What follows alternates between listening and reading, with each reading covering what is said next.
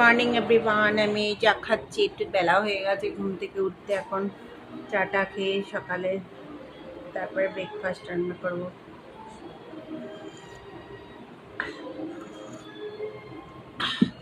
তারপরে তোমাদের রেসিপি দেখাবো একটা। Good morning everyone. এই মাছের ডিমটা ধুয়ে নিয়েছি ভালো করে। এবার আমি এগুলো লবণ হলুদ দিয়ে মাখাবো।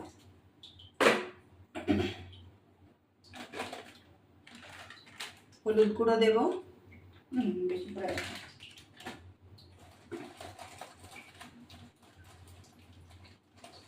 এবার লবণ দিলাম, দিয়ে এগুলো চটকাবো। এই যে এগুলো চটকাবো, তারপরে নুন টুন ভিতরে ঢুকবে। একটু লঙ্কার গুঁড়ো দেবো এর মধ্যে।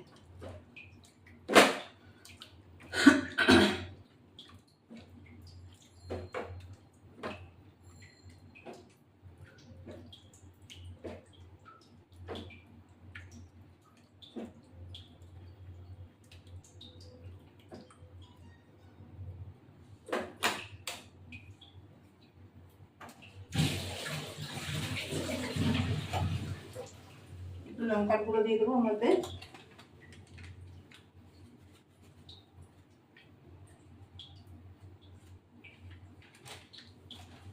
এই যে নুন হলুদ আর লঙ্কার গুঁড়ো দিয়ে ডিমটাকে এবার আমি আলুগুলো ভাজবো। আলু পেঁয়াজগুলো ভেজে দেবো। ও একটু রসুন দেবো ওর মধ্যে।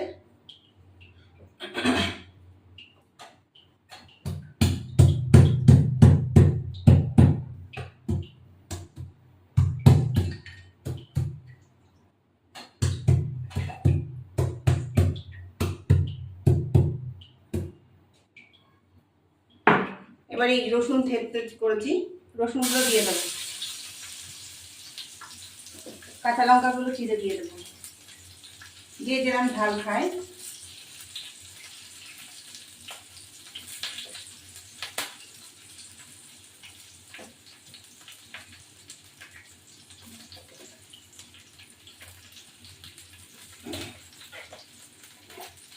দিয়ে এটা নাড়া দেবো। একটু তেল লাগবে, এই রান্নায় তেল লাগে বেশি।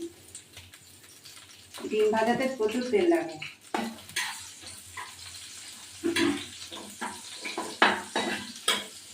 এবারে আলু আর পেঁয়াজগুলো দিয়ে দেবো।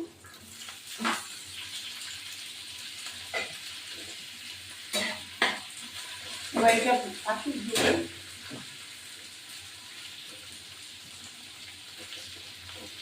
এটা একটু ভাজা হয়ে আসি, তারপরে ফিরে আসছি। এটা ভাজা হয়ে গেছে, নামিয়ে দিলাম।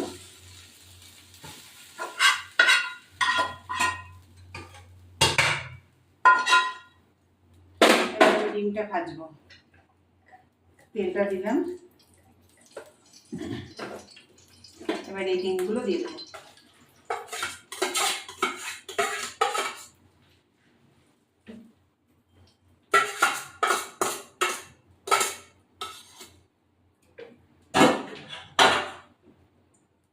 এবার এই যে ডিমটা ভাজা ভাজা হবে,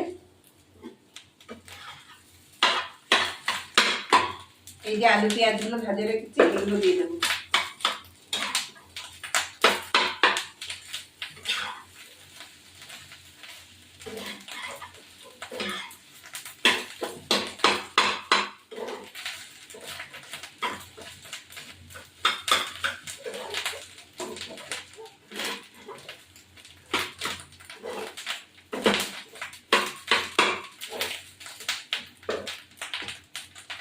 এগুলো দিয়ে দিলাম।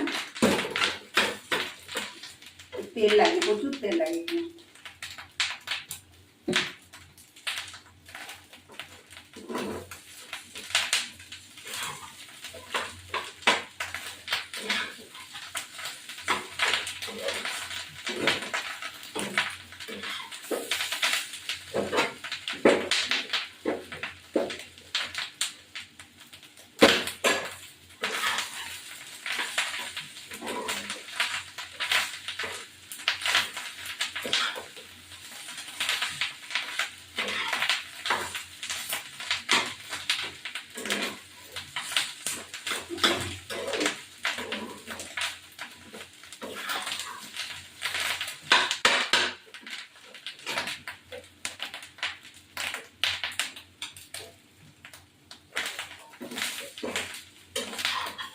এবার আমি নামিয়ে দেবো। আমার ভিডিওটি ভালো লাগলে লাইক শেয়ার সাবস্ক্রাইব করবেন, বেল আইকনটা প্রেস করবেন নতুন করে বন্ধু দেখবেন।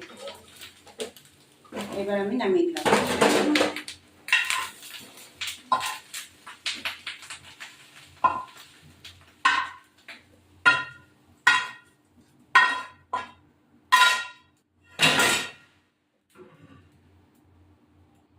এই আমার ডিম ভুনা।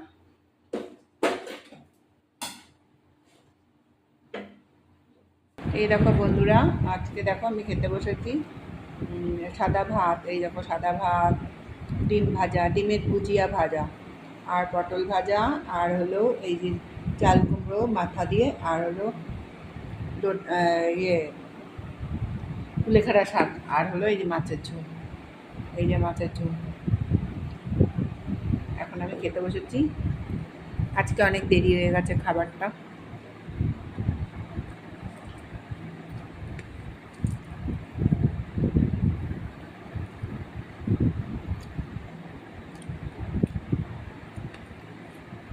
খেয়ে দে। এই যে আমি পাবদা মাছ রান্না করেছি। এখানে মশলাটা সমস্ত মশলা দিয়েছি, টমেটো, সর্ষে, পোস্ত সব বাটা। একটু জল দেবো এর মধ্যে। সর্ষে পোস্ত সব দিয়েছি, এগুলো বাটা। হলুদ লবণ সবই দিয়েছি। এই যে দেখো বন্ধুরা, হলুদ লবণ দিয়ে এটা সর্ষে পোস্ত। এই পাবদা মাছটা ভেজে রেখেছি, এই যে পাবদা মাছ ভেজে রেখেছি। এখন এই সর্ষে পোস্তটাকে দিয়ে দেখো সামান্য জল দেবো, বেশি জল দেবো না।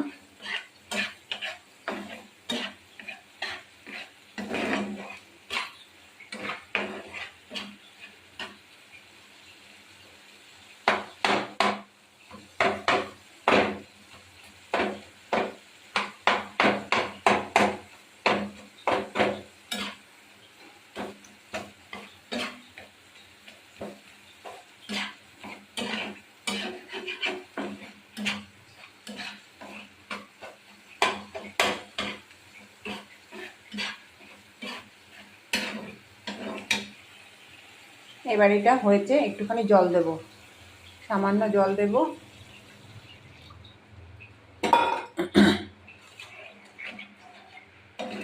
পোস্ত দিয়ে তো পাবদা মাছ ভালোই লাগে, সর্ষে পোস্ত। এই যে একটু জল দিলাম, কালো জিরে ফোড়ন দিয়েছি।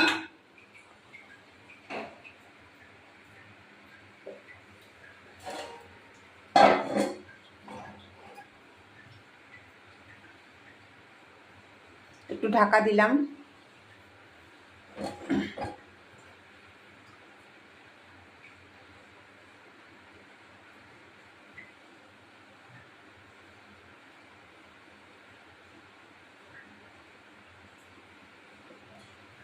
এবার মাছটা দিয়ে দেবো।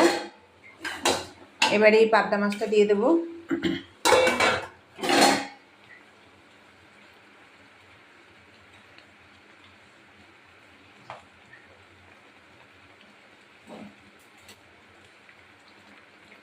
একটু ঝোলটা মরে আসলে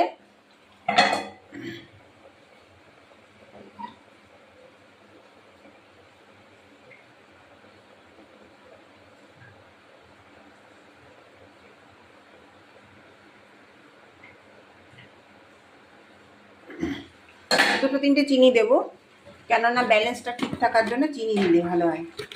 সামান্য একটুখানি, এই যে এইটুকু চিনি। সর্ষে পোস্ত একটুখানি চিনি দিতে হয়, চিনি দিলে টেস্টটা ভালো লাগে। যাই হোক, এই দেখো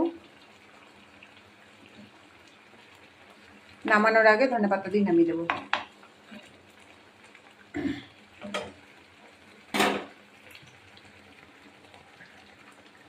দেখো কীভাবে ফুটছে, কি সুন্দর।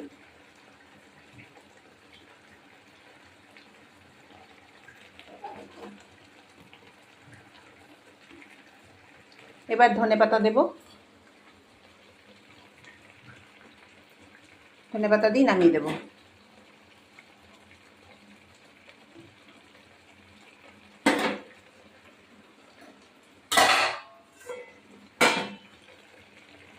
এবার আমি বেশিক্ষণ রাখবো না। আবার নেক্সট ভিডিওতে